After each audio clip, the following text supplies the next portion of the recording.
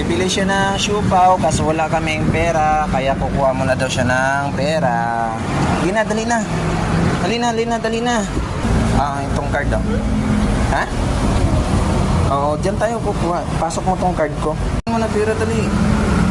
Kunin mo na. Kunin mo na. May pambili na siya ng siupaw. Magbabayad muna kami ng aming home credit. Yung siupaw mo. Anong ice cream? Ito? Oh, kuha ka na. Ito. Blue yan. Hindi yan green. Okay. Bayaran mo lang sa counter.